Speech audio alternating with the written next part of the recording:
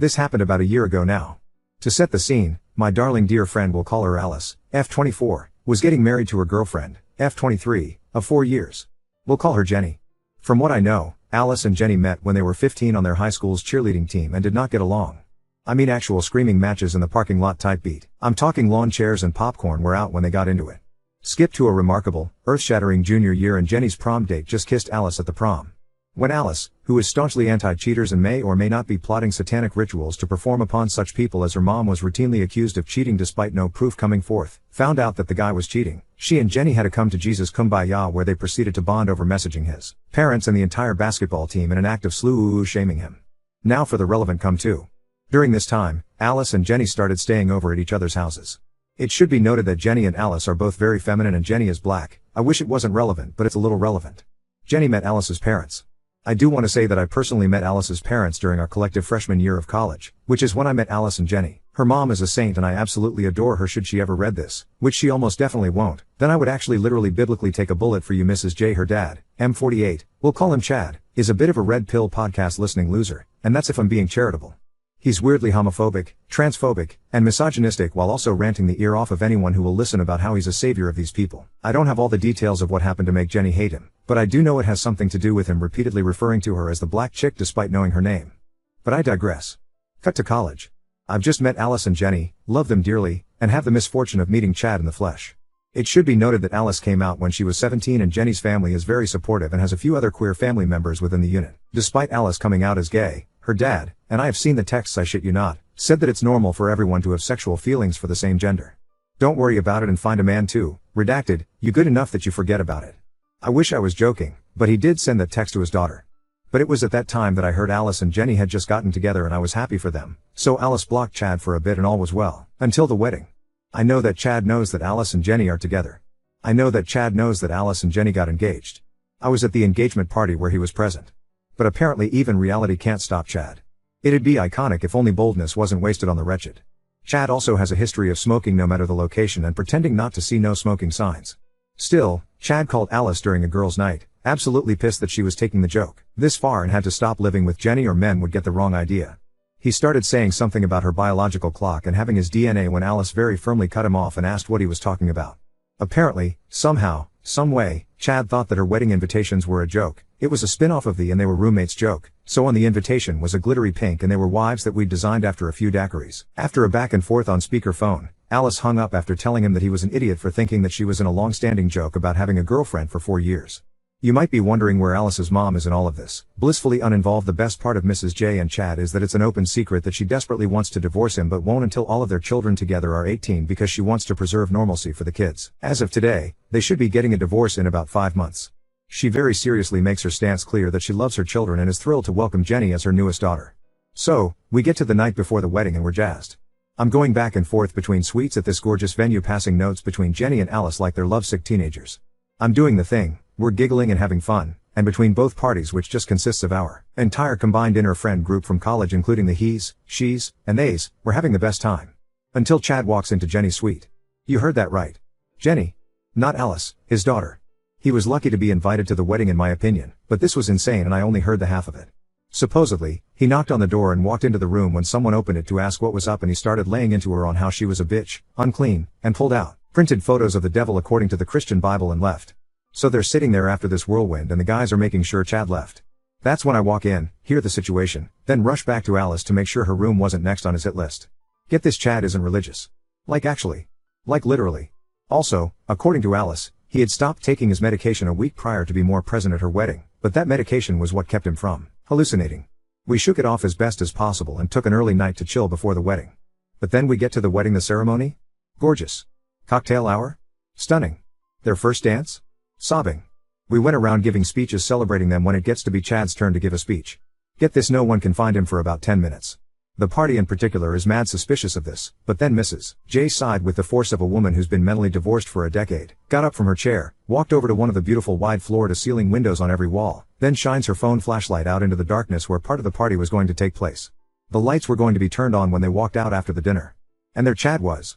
In all his lack of glory, in his suit, trying to wiggle dry sticks together Boy Scout style to set a fire to the lawn. Remember how I said he was a prolific smoker? Yep. He most certainly had a lighter in his pocket, but in the moment he had resorted to pulling sticks in a hallucinatory daze. Now, I know you're probably wanting to write his behavior off on his medication. Don't. This man has been drunk texting his children for years about them being/not being biologically worthy. He has been abusing his wife for years. He is damn lucky anyone is still willing to talk to him after he has threatened to unalive several people over the years, including his daughters and son. He is not a good person. His hallucinations started 3 or so years ago. He has stated that he prefers being angry and bitter because that means he is smarter. Anger equals intelligence in this man's eyes. He waited no more than 13 hours after his wife's father died to tell everyone how much he always hated him. Her grief was less important than his feelings. He has no room for love in his heart, even on his daughter's wedding day. If you couldn't tell, he didn't succeed in setting fire to their venue and was ushered home for a nap. He also didn't succeed in ruining their wedding day. I have a few more Chad stories from my personal beef with him and a little more on why none of his children talk to him if you'd like to hear them. I'm considered a close family friend of 6 years now, which is why I know a lot of this. We're keeping this anon so we should be good at it. I wanted to clarify a few things I didn't add. 1. When Chad was outside wiggling sticks together, he was doing so on one of the tables outside where the rest of the reception was going to take place with more dancing. Since this was an autumn wedding, there were enough dried leaves that he grabbed a handful and put them on the table. He wasn't exactly yelling when he was driven home, but he was talking about how the whole thing should burn, then demanded Mrs. J bring him a slice of wedding cake. To my knowledge, she did not. 2. Chad was given a speech at the wedding because he promised to let Alice and Jenny proofread it beforehand. Mrs. J was going to proofread it originally, but Chad accused her of trying to tamper with it, so she walked away. Chad was allowed at the wedding at all because he wasn't even the one walking her down the aisle. Alice and Jenny had their moms do that. He didn't have a ton of responsibility, and up until the night before, he'd been on a 2-month stretch of being relatively normal. He'd been taking his medication and seemed to be putting in the work to improve their relationship. Then he stopped taking his medication consciously. 3. Whenever Chad is asked about why he tried to light the venue on fire, albeit poorly, he states that never happened. Sometimes he'll joke and say that he was just trying to set up a bonfire for his little girl to remind them of when they used to go camping. Spoiler, he went camping with Alice's younger sister, not Alice. He has always mixed up his children, this isn't new. 4. Chad is still in Alice and Jenny's life. He started taking his medication again immediately after the wedding, followed by a text saying that Alice was being unfair for letting her own father leave. He's normal half the time, but I suspect that when Alice and Jenny start welcoming kidlets into their family, they'll go lower or no contact. They currently see him twice a month. Update 1. I'd like to say that I also just don't feel bad about this, and I'm more than willing to accept that I'm an a-hole. In the last 2 weeks, my original post had our friend group talking a little bit more about what happened during Alice and Jenny's wedding last year. It should be noted that they were 22-23 when they got married and 23-24 now, but most of our friend group is between 21 and 25. A lot of us are still in the last legs of university or grad school right now. I am not from the States. I'm 22 and just started grad school this past year. Their anniversary party was last Saturday so that everyone could attend, but it's not their actual anniversary date. Both Alice and Jenny have pretty well-paying jobs for being relatively fresh out of university, but it's not super surprising since they had fantastic internships in college and got hired through these companies. They have a good-sized place, not a house because literally who can afford that, and just adopted 2 cats and a retired service dog. In comes Chad. Oh, Chad. Basically, one of the main issues with Chad and I in particular is that I'm not from the States. I still have an accent, since English is not my first language, but I'm absolutely fluent and you can hardly hear my accent at all. I'm also pretty pale, so that's why I'm guessing he didn't realize it sooner into our vague acquaintanceship through Alice. I'm also the only person in the friend group that wasn't born in America, but our friend group is very diverse besides that. After the catastrophe of the wedding, it's a shock that Chad was allowed to come to the party at all. He did, however, seem to get better in the last few months, and Jenny in particular is very forgiving, so she pushed to invite him. This was fine for the most part, since Chad was actually genuinely looking to have gotten a little more normal. I wrote my original post in the mindset of a person who hasn't interacted with Chad in well over 3 months. Supposedly he switched up his medication and seems to be more normal, and I was actually sort of happy for Alice. As much as I dislike the man, I want Alice to have this part of her support system. But then we get to the party. Chad was super respectful and thankful about the invitation to the party up until a week before when he asked, out of the blue, "Is Cheerios coming?"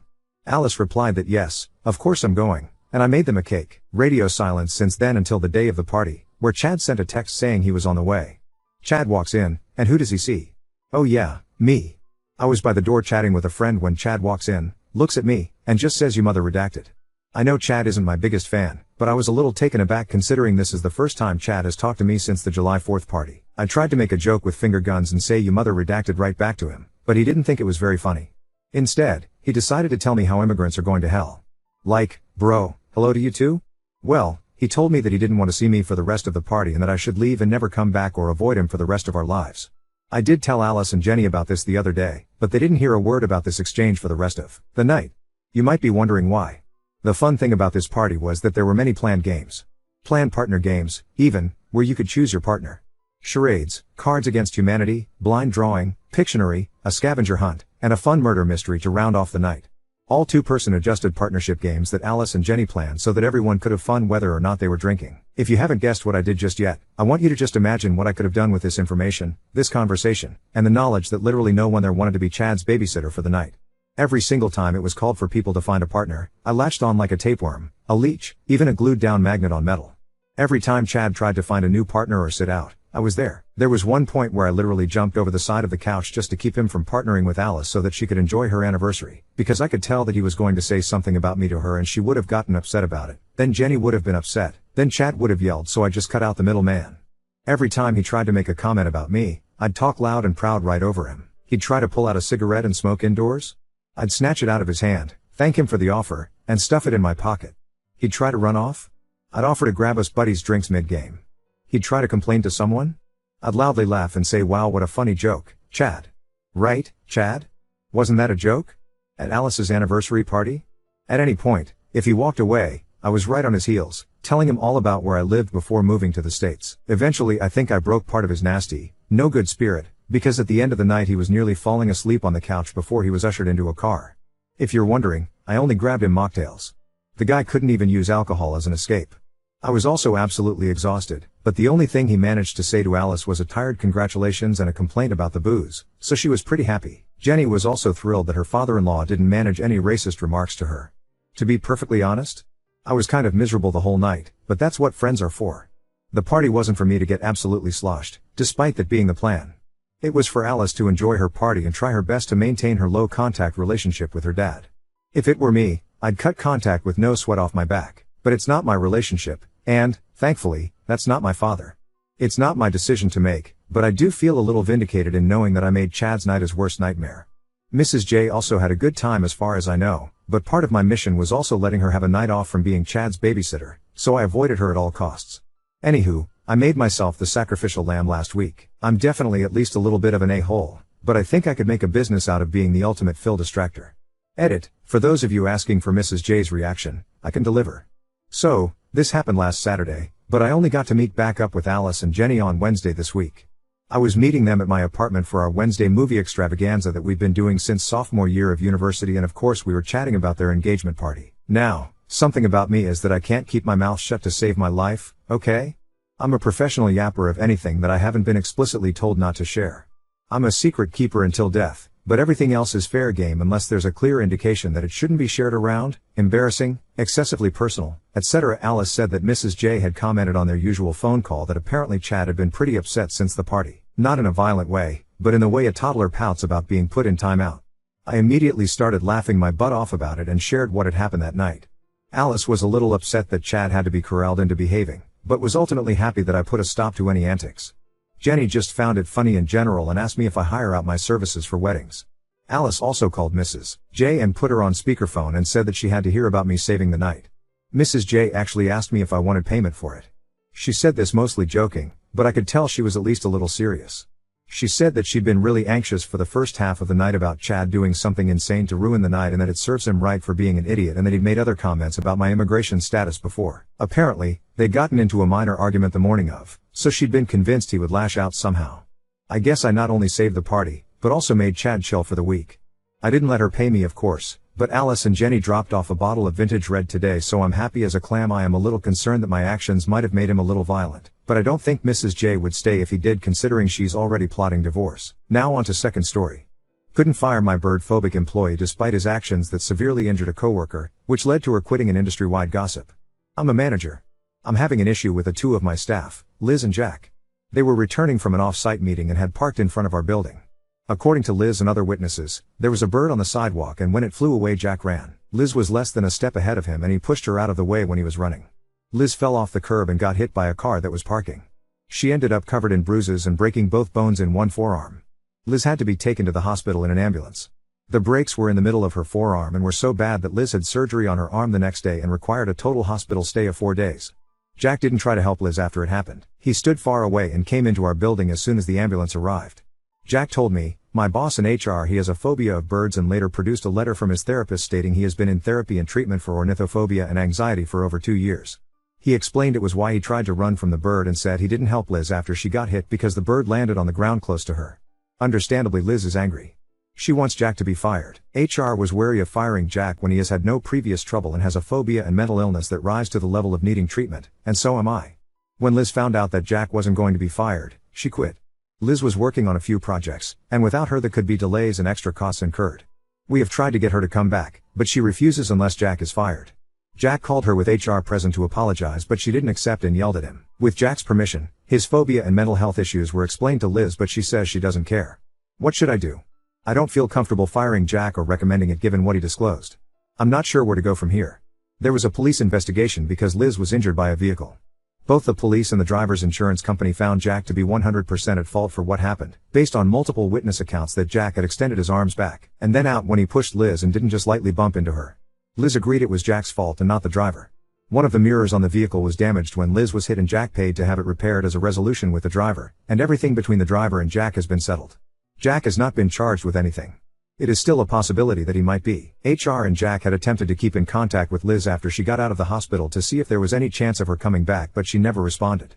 Eventually both Jack and the company received a letter from a lawyer asking that they not contact Liz again. She never asked for money to pay her medical bills, didn't file a workers' comp claim, and didn't take any legal action against Jack. The legal department and the outside legal counsel who HR got a second opinion from had told Jack and the company to prepare for a claim and other legal action, and advised all to settle because Liz had a strong case. Her letter stated she had decided to not take action and just wanted to move on for her own well-being. She now has another job. Our company was not contacted for a reference or employment history. I don't know if Liz told them what happened during the interview, but our industry in this area is small, and I know for sure she has now told her new job everything that happened. After what happened, Jack told me he decided to take a break from therapy and look at his options. I was surprised, and he volunteered that information without me asking. But since I am in a management position over him, I didn't think it was appropriate for me to comment or tell him that. His work is still excellent and he has had no disciplinary or work-related issues. Liz is still at her new job and has not attempted contact, legal or financial comp with Jack or the company we work for, either herself or through a lawyer or anyone else. Word about what happened and the aftermath has gotten around the industry a little. I have been asked about it by a few people I know from other places. I just tell them I have nothing to say and they stop asking. Jack is still working here. He has not re-entered therapy or isn't undergoing any kind of treatment. Thank you again for your assistance here. Happy holidays to you and your loved ones. Good afternoon. Thanks for printing my update, Allison. I am the op. Allison can verify that my name is the same as on the emails I sent her. I appreciate the input from Allison and everyone. I tried to keep my letter short and to the point, but I'm posting once to clarify some things that I see being discussed. Liz did not demand that Jack be fired. She quit, and when HR wanted to know what it would take for her to come back, she said firing Jack. This was right after her surgery before she was discharged. HR declined, so Liz said she would not return. She only told HR she wanted him fired because they asked first. I had no input or say in the company or Jack calling Liz at home. There was no checking in or asking how she was. They did want to convince her to come back, and that was it. At no point did the company offers Liz financial assistance. According to her lawyer, she is on a 5-year payment plan with a hospital and rehab center for her bills. Jack is taking a break from therapy, meaning he is not seeing a therapist and has no plans to see any professional in the future. As I said in my letter, I did not feel it was appropriate for me to lecture him on his choice. I am sure Jack is embarrassed and mortified. The only apology he made was when HR asked him to call. A letter of apology was included to the driver as part of the settlement. That's all I have to say. Thank you.